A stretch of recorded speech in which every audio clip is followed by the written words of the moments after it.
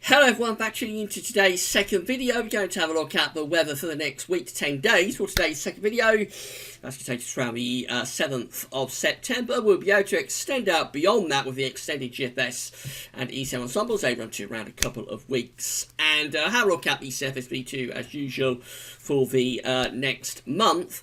At the end of the video. Now, the 5-day forecast has been released. It's going to be a cooler and more unsettled 5-day period coming up. There will be showers or longer spells of rain up in the north in particular, so that will get down into the southeast later on. Relatively warm in the southeast initially, but cooler than it has been.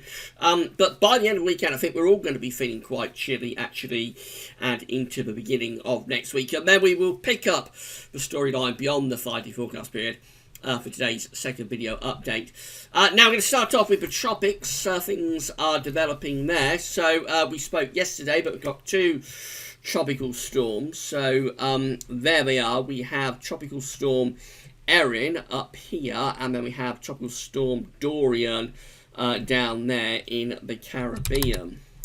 Let's deal with Erin first of all. This is the least impactful of the two, I think. So that is the current position of Tropical Storm Erin just there. Erin is going to move northeastwards in that sort of direction off the east coast of America, so not really impacting any land areas, although I suppose there will be quite big surface swells in the ocean, so there will probably be quite big swells along the east coast, but not really impacting things until it gets up to around here, moving up towards Newfoundland, Nova Scotia, and by then it's going down to a post-tropical depression.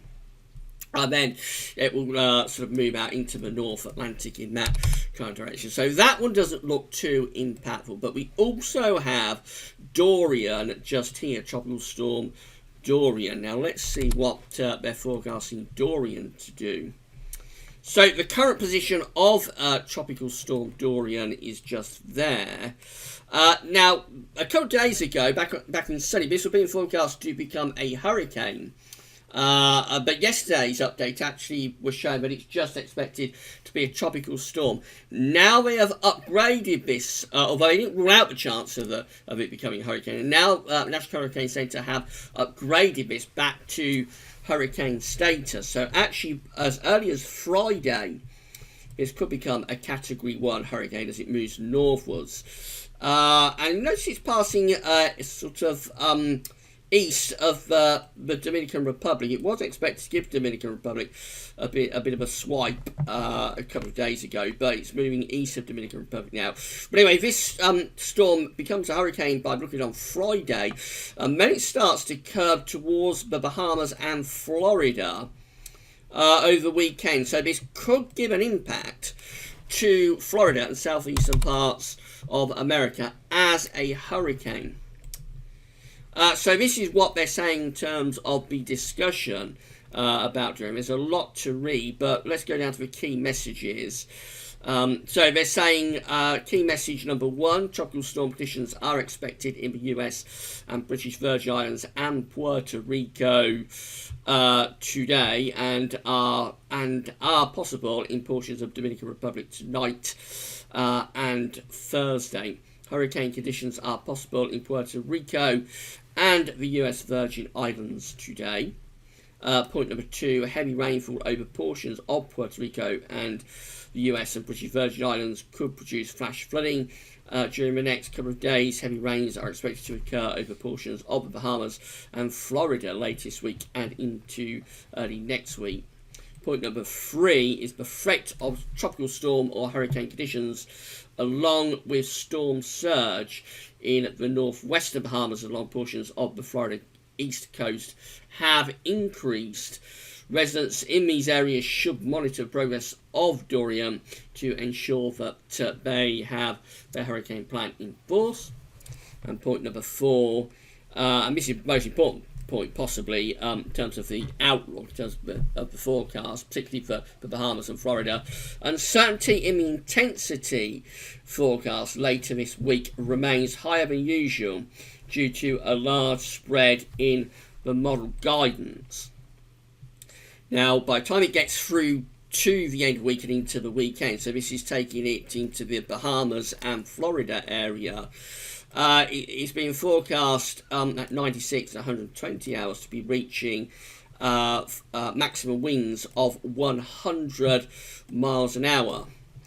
So on the Saffir-Simpson scale, that takes it up to a Category 2 hurricane. At the moment, they are forecasting this to be a Category 2 hurricane as it bears down on the Bahamas and Florida over the weekend into the beginning of next week. But they aren't ruling out the chance that this could develop further.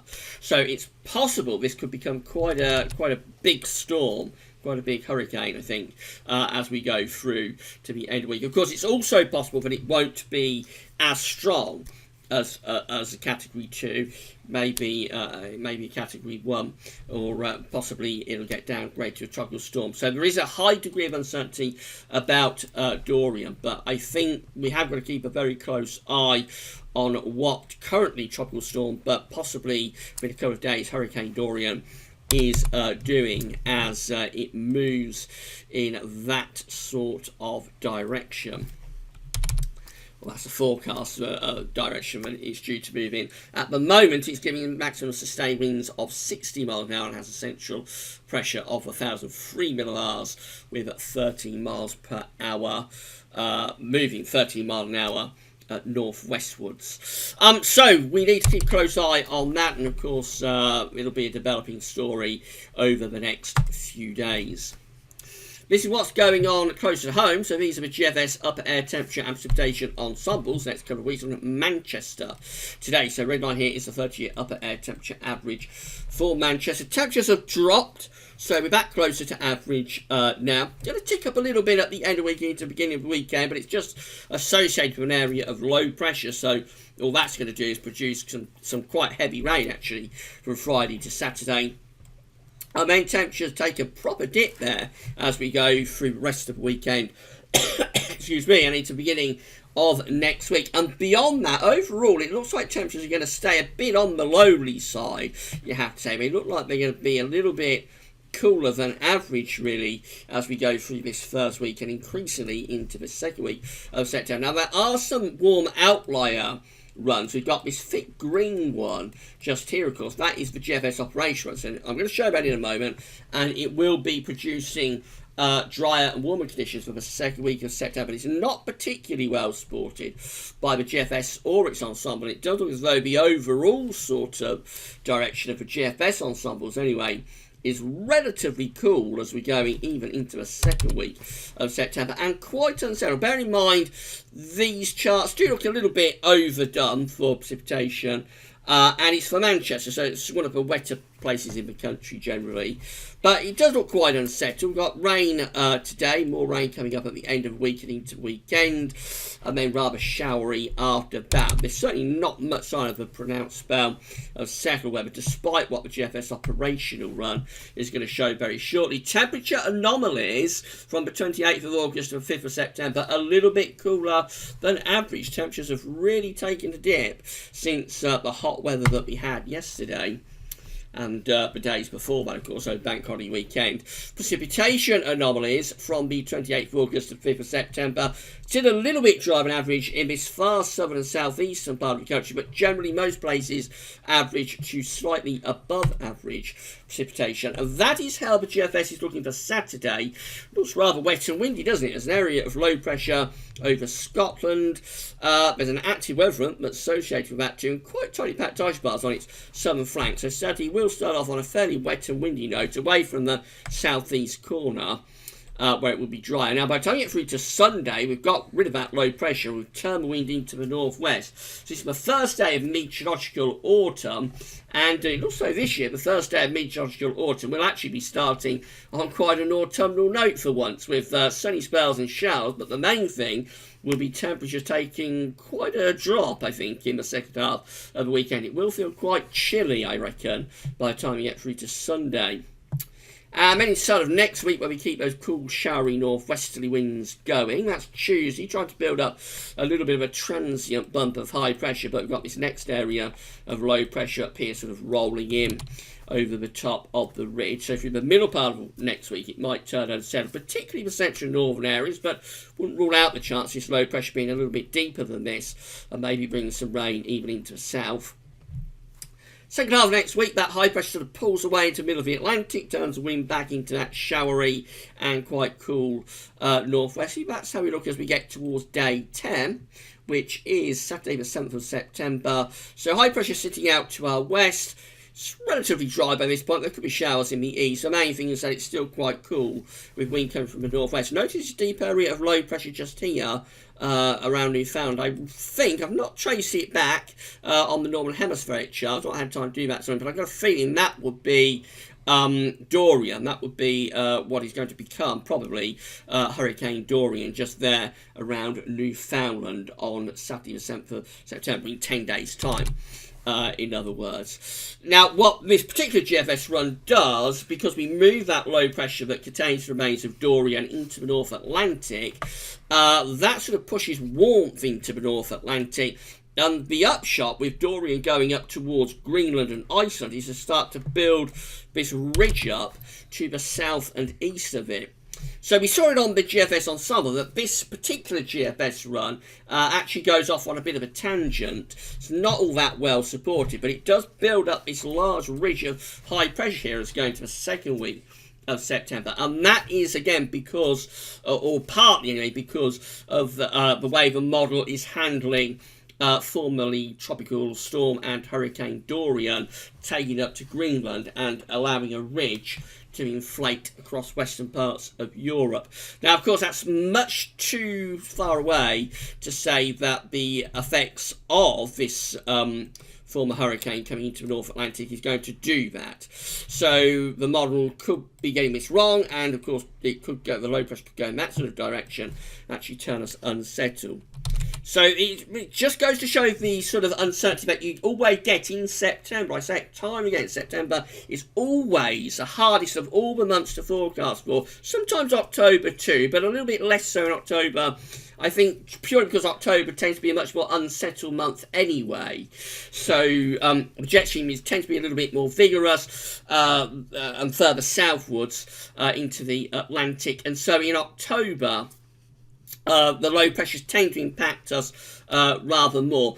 In September, it could go either way. We can get the remnants of these low pressures pushing through, giving us quite wet conditions and cool conditions in September. But the alternative scenario is that it helps to inflate a ridge over northern and western parts of Europe. And that's what makes September always a very, very difficult month to forecast for. But what we can say is that that particular idea within the GFS ensembles, if we go back to it, that is the operational run just there. You can see how that, it's not an outlier because there are a couple of other members that do something similar, but it's certainly there certainly aren't that many GFS ensemble members that are doing that during the second week of September. So we try and see out on that. Let's have a look at the GEM. So again on Saturday we look rather wet and windy, particularly in the north and west. This rain moves southeast, probably dies out in the southeast as it gets down there on Saturday afternoon. Brighter skies with showers following on behind, and then on Sunday we're going to this cool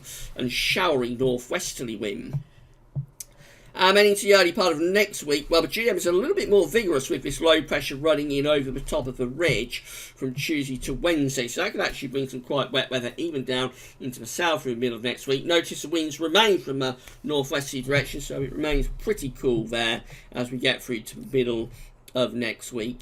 And then as we move up towards day 10, this is how we look. So it develops another quite deep area of low pressure actually as we head towards day 10. So this is Saturday the 7th of September. At this point, the GFS is starting to reach that high pressure in by day 10, but the GEM actually looks quite wet and windy again there on Saturday the 7th of September. That implies quite an unsettled and cool first week to September with the GEM. And then we've got the ECMWF again Saturday, rather an unsettled day.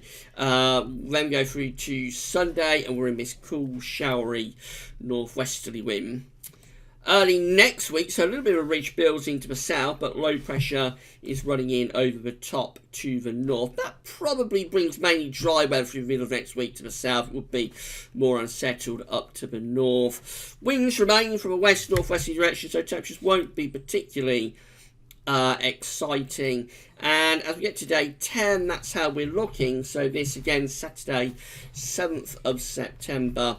High pressure remains out to west-southwest of us, although it looks as though it's having a bit of a go at beginning to move towards us. Winds are still coming in from a northwesterly type direction, probably a bit northerly. So could be showers in the east. Fairly dry, I would have thought, in the west. But certainly not particularly warm. I mean, if you have a look at the upper air temperatures, I doubt they will be showing anything all that warm. Actually, they look really quite cool there as we go through to Saturday the 7th of September. There is some warmth pushing in on the northern side of the ridge. It doesn't appear, it's not particularly apparent that that would be anything to do with Hurricane former, by this point, Hurricane Dorian. I'm not sure where the ECM has that at this point, but it is pumping up some warmth into the far north of the United States. That might start to build this ridge up for the second week of September. But certainly the first week of September is looking quite cool and at times could be rather showery. These are the options that we've got on the table within the ECM ensembles today from the Icelandic Met Office at day 10, which is the 7th of September.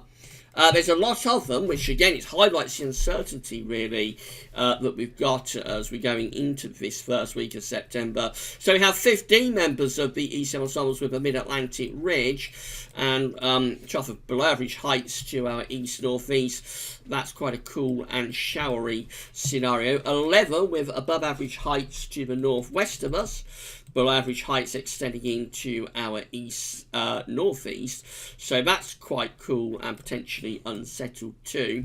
Anytime a ridge is out to west northwest, it's going to be a relatively cool scenario because the way the wind rotates around the ridge, around the area of high pressure, means that wind will come in from a northerly source, whether it's northwesterly, northerly, northeasterly. If you have the ridge out to the northwest, it will nearly always be quite cool.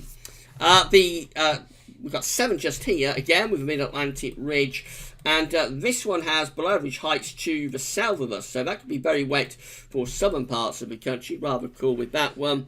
This is a warmer, drier option. These 7 just here have the ridge extending from the Atlantic through the UK to our east, so jet streams going northwards there. So obviously that would be a warmer, drier situation. We have 6 with above average heights to our west, below average heights to the east. Probably trying to build that ridge of high pressure in from the Atlantic. It does include the control and operational run as well, by the way. So a little bit on the drier side, but quite cool. And then 5 again with the ridge out to west, a deeper trough of low pressure to the east. Probably quite cool and showery with those. Overall at day 10, it does look as though the ECM ensembles are favouring rather cool and showery conditions for the end of the first week of September. So it looks like the first week of September is going to be quite cool overall, really. Then we look ahead to the second week of September. We get to 2 weeks away. Gets us to the 12th of September.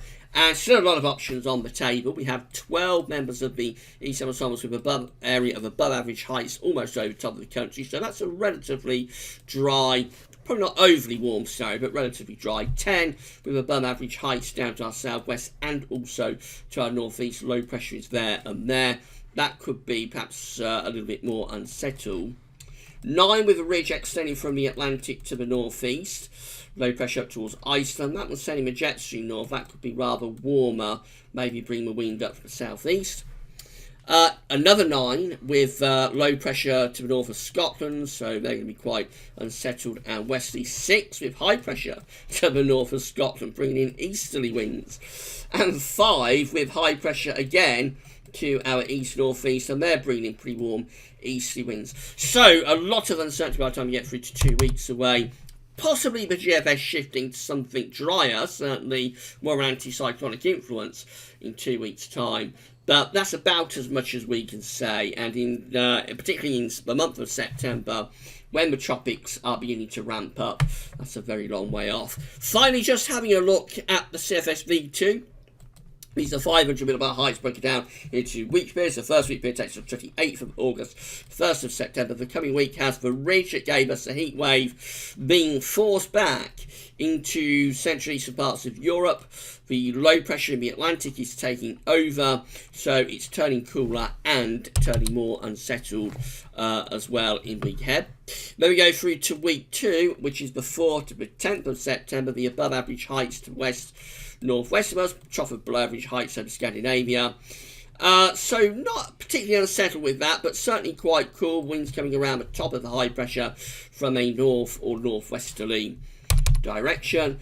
Week 3 is the 11th to the 17th of September. That one looks quite unsettled too. The above average heights to west of Ireland, below average heights up there towards Iceland, and also to our south. So kind of like got a pincer movement going on between low pressure to the north and to the south. That the upshot of that could be to give us quite an unsettled spell from the middle part of September. And then finally get through to week 4, and this one looks drier and warm. This is the 18th, 24th of September. High pressure builds over Scandinavia, then starts to turn the wind into the east. I mean, it's not going to be particularly hot by this point, I wouldn't have thought, but it could be rather warmer anyway and drier there. So it's a mixed old bag, really, but it does look as though the first week of September is likely to be quite cool and at times showery, particularly for northern areas, always less so down in the south. Where we go into the second week of September is interesting. It looks as though the GFS operational idea of building up that big ridge across the UK and the northwest of Europe is not all that well supported within its ensemble, and there's not all that much evidence from other models either. Sort of thing that does happen at times in September, and it probably all hinges on exactly what's going to happen with soon to be, we think, Hurricane Dorian. So again, just highlights all of the various possibilities that you can get in this point of the year, the ramifications you can get from these storms and depressions and hurricanes. There are so many different aspects and ramifications that the models are playing with to try and piece all the pieces together, almost like bringing together a jigsaw. So it means that model reliability does fall away when we have these developments within the tropics. So we should wait and see, but it does look like the first week of September still shaping up to be relatively cool and possibly rather showery at times as well. Right, don't forget to check out 5-day forecast. Tomorrow we'll have a week 10-day video update coming up then, but that's all for now, and thanks for watching.